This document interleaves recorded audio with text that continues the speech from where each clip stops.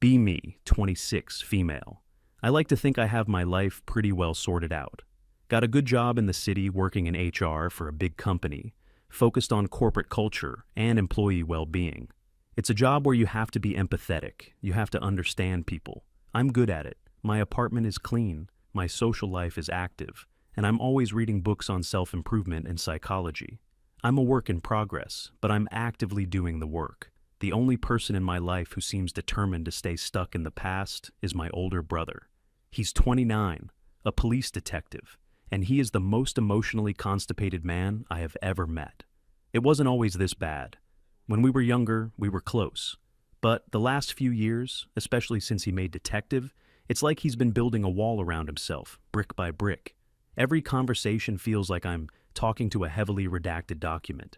I know his job is hard. I'm not an idiot. He sees the worst of humanity every single day. That's exactly why I try to help him. I have all these tools and resources from my job and my own research that could genuinely make his life better. He just refuses to even listen. It all started coming to a head a few months back. I think it was late fall. I was calling him on a Tuesday night, just for our weekly catch-up. I was on my couch, nice and cozy, with a cup of herbal tea. He picked up, and I could hear the exhaustion in his voice before he even said hello. I asked him how his week was going. He gave me the usual one-word answers. Fine. Busy. Same old? I tried to dig a little deeper, asking if there was anything interesting happening. He let out this long, tired sigh.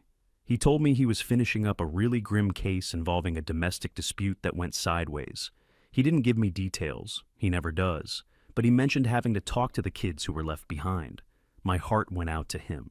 This is exactly the kind of stuff that eats away at you if you don't process it correctly. So, naturally, I tried to offer some guidance. I explained to him that what he's experiencing is called secondary trauma. It's a well-documented phenomenon for first responders. I told him it's crucial that he finds a way to decompress these experiences. Otherwise, they'll calcify into long-term stress and burnout. I suggested he try a simple mindfulness exercise, just 5 minutes of focusing on his breath when he gets home, to separate his work life from his personal life. Silence on the other end of the line. I wasn't deterred. I know it can be hard for men to accept this kind of help. I then suggested he could try journaling, just writing down the basic facts of the day, his objective observations, to get them out of his head and onto paper. I even knew a great app for it, one that gives you prompts so you don't have to stare at a blank page. More silence.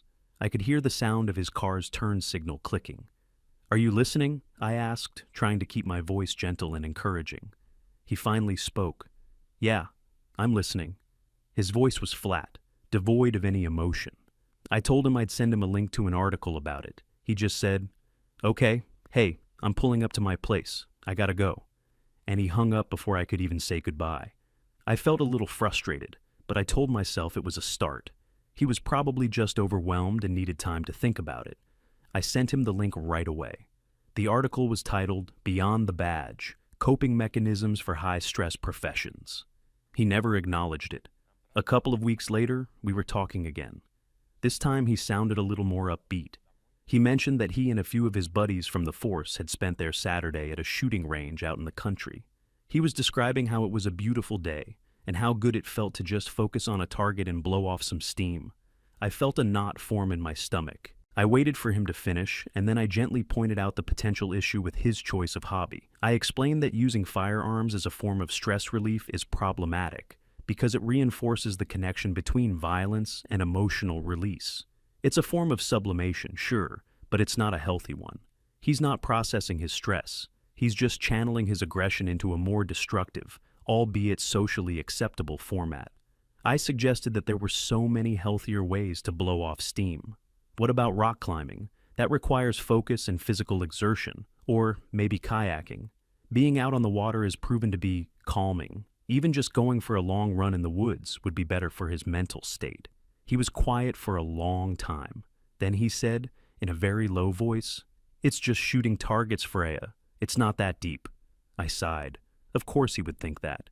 It's the classic male defense mechanism: dismiss and downplay. I told him that everything is that deep when it comes to our mental health. The little habits are the ones that define our overall state of being. He didn't have a response to that. He just mumbled something about having to check on his laundry and ended the call. The pattern was getting pretty clear. Anytime I offered a genuine insight, he would shut down. The real turning point, I think, was the conversation about his girlfriend. Emma. She's nice enough, I guess. A bit too traditional for my taste. She's a nurse, very sweet, very quiet. He'd been dating her for about a year. He called me one weekend afternoon, and he sounded really happy. He was telling me that Emma had surprised him by cooking this huge, elaborate dinner for him the night before. A perfect medium-rare steak, garlic mashed potatoes, all his favorites. He said it was the best thing he'd eaten in months, and that it felt so good to just come home and be taken care of after a brutal week. I listened patiently. When he was done, I asked him a simple question. Does she challenge you? He was confused. What do you mean? I explained. I said that it's wonderful that she cooks for him, but a partnership should be about more than just domestic comfort. A real partner should challenge you to grow. They should engage you in deep conversations, question your assumptions, push you to be a better version of yourself. I asked him if he and Emma ever talk about big topics, like politics or philosophy, or the societal impact of his work. Or do they just exist together in a comfortable silence? I told him that it sounded like he was falling into a very conventional, almost a patriarchal relationship dynamic, where the woman's role is to provide comfort and care, and the man's role is to be the stoic provider. I said I was worried he was choosing a partner who enabled his emotional avoidance rather than one who would help him break through it. The silence on the phone that time was different. It wasn't tired or confused. It was cold. He said, "You don't know anything about our relationship." I tried to backtrack a little, saying I was only looking out for his long-term happiness. He didn't care. "I have to go," he said. The call ended. That was the last real conversation we had. After that, he started screening my calls. I'd call, it would ring 4 or 5 times, then go to voicemail. I would leave cheerful, concerned messages. "Hey, just calling to check in. Hope you're having a good week. Talk soon." No response. I tried texting. I kept it light. I sent him funny memes, pictures of my cat. Nothing. After about 2 weeks of this, I was getting seriously worried and, honestly, a little pissed off. This wasn't just avoidance anymore. It was blatant disrespect. I decided I needed to be more direct. I sat down one evening and composed a long, carefully worded text message. I told him that I knew he was avoiding me and that I understood he was probably feeling overwhelmed. But I also told him that shutting people out is a symptom of a deeper issue. I explained that his inability to engage in emotionally challenging conversations was a classic sign of toxic masculinity, that this societal pressure on men to be strong and silent was actually crippling them, preventing them from forming true, meaningful connections. I told him that I wasn't judging him. I was offering him a lifeline. I ended it by saying that I loved him, and that I would always be here to help him do the work whenever he was ready. I hit send and felt a sense of relief. I had been clear, honest, and compassionate. I had laid all my cards on the table. I saw the 3 little dots appear. He was typing a response. I held my breath. This was it. The breakthrough. The dots disappeared. No message came through. A few minutes later, I checked again. The message still said, "Read." He had read it and had chosen to say nothing. The next day I tried calling him. It rang once, then a beep. He had declined the call, not just ignored it. He had actively pressed the end call button. I stared at my phone in disbelief. The audacity. I tried again an hour later. Same thing. One ring, then nothing. He was stonewalling me. After I had poured my heart out to him and offered nothing but support, I started to get angry, really angry. Who did he think he was? I complained to my friends over brunch that weekend. They were all completely on my side. "That's so typical," one of them said. "Men can't handle it when a woman is more emotionally intelligent than they are. Their egos are too fragile." Another one chimed in.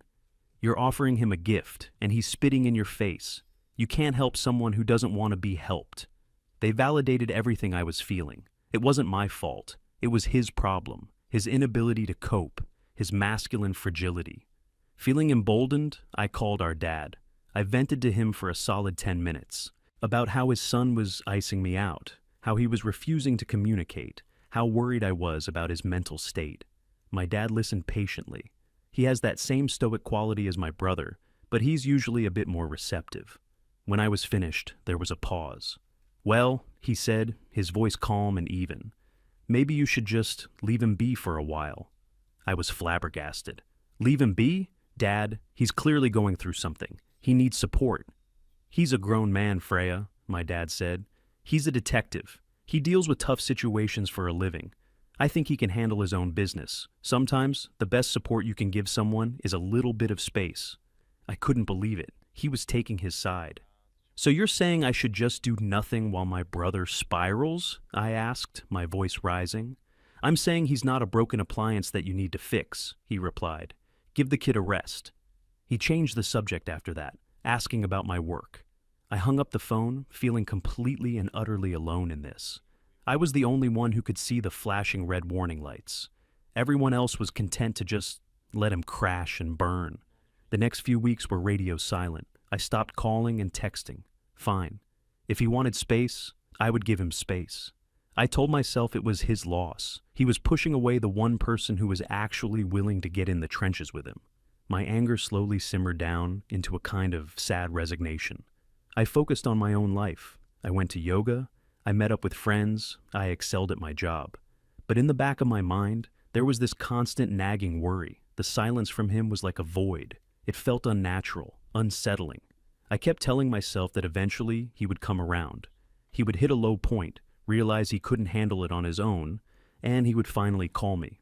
I was prepared to be gracious when he did. I wouldn't say "I told you so." I would just listen. But the call never came. The silence just stretched on. A month went by, then 6 weeks. I started to wonder if I should just drive over to his apartment and confront him. But my pride stopped me. I had reached out. The ball was in his court. And then, on a perfectly normal Wednesday afternoon, my world tilted on its axis. I was in the middle of a big presentation at work. I was walking a group of new managers through a seminar on fostering psychological safety in the workplace. I was in my element. I was confident, articulate, and passionate. My phone, which I had set to silent, started vibrating in my pocket. I ignored it. It was probably just a spam call. It stopped and then immediately started vibrating again. And again. And again. A cold feeling washed over me. This was not normal. I excused myself from the conference room, my heart starting to pound in my chest.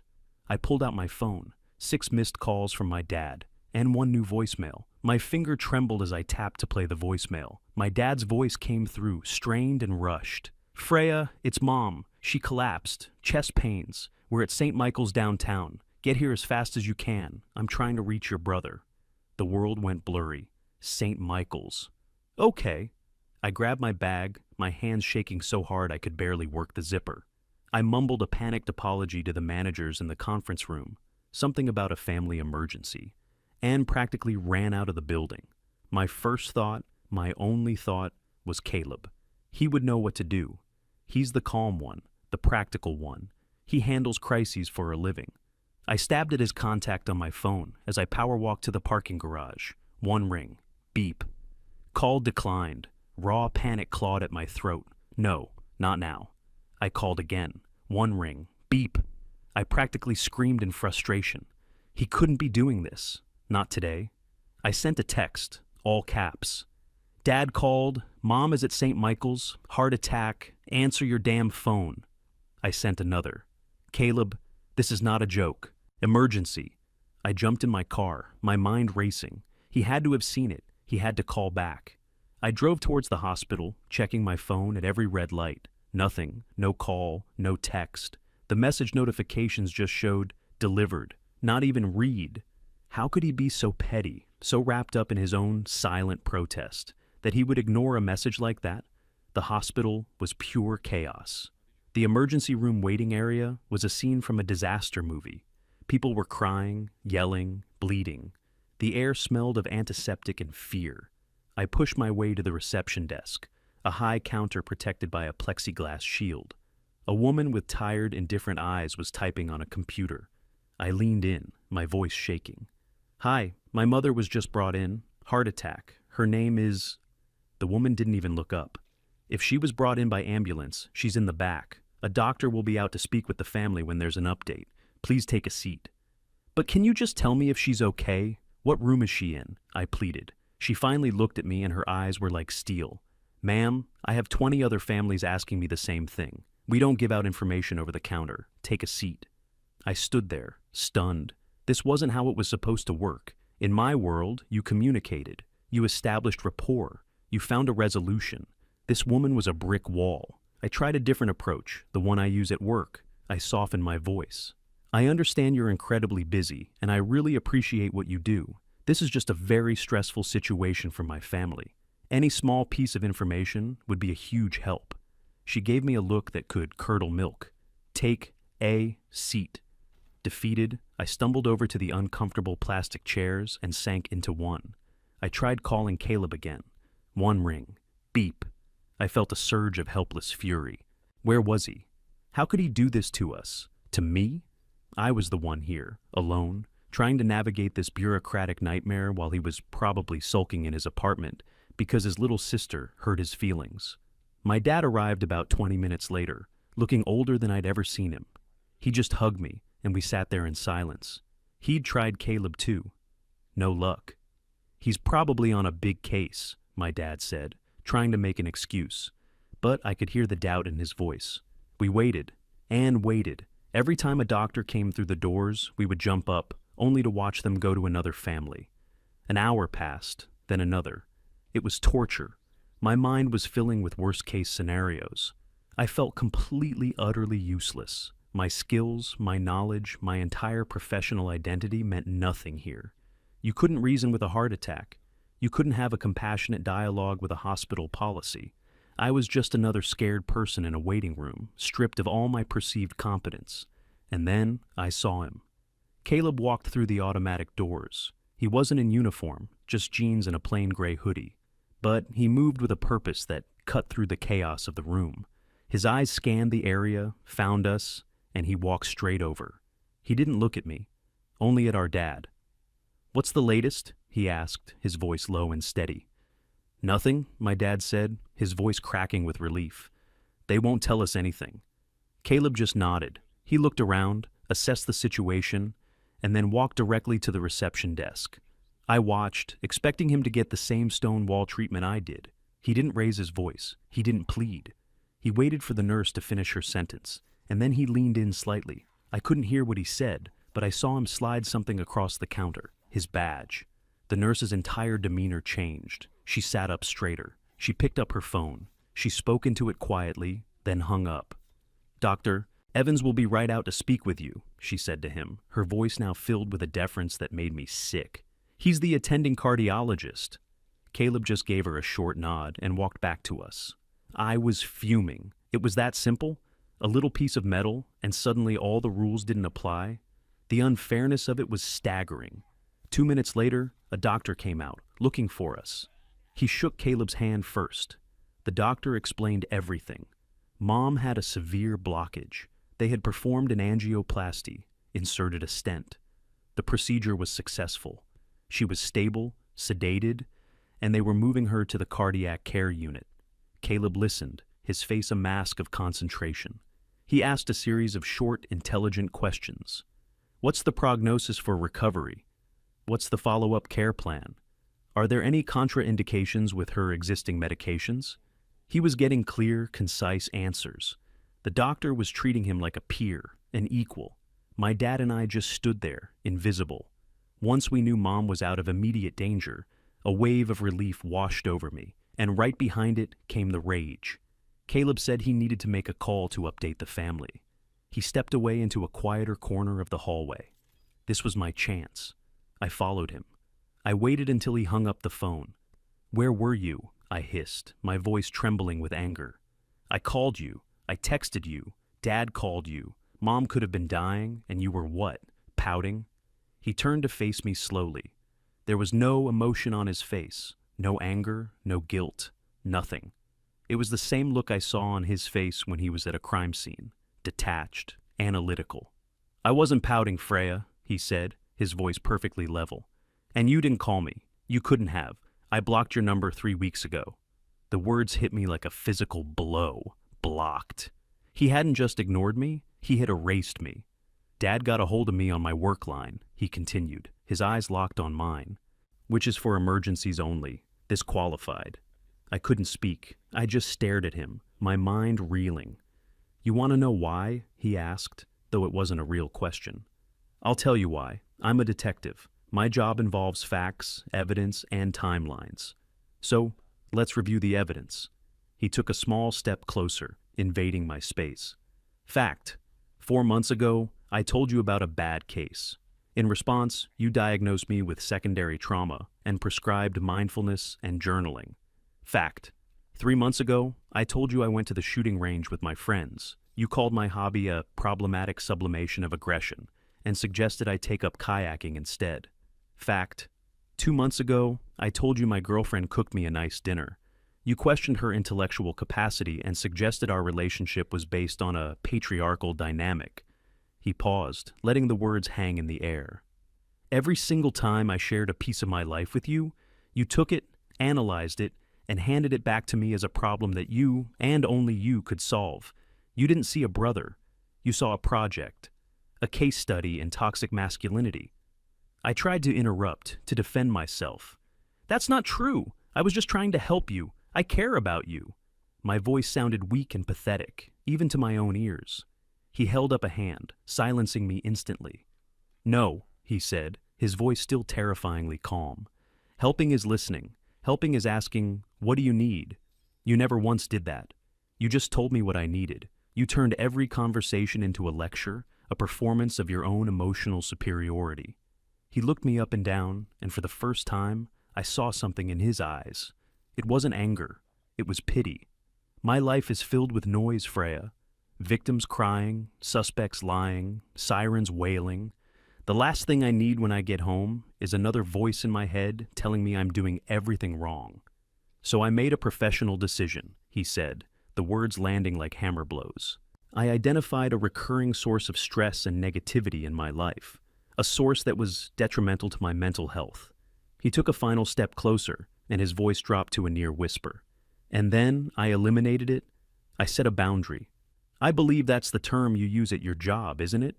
He didn't wait for an answer. He just turned around and walked back down the hallway towards the elevators that would take him up to the CCU, to our mother.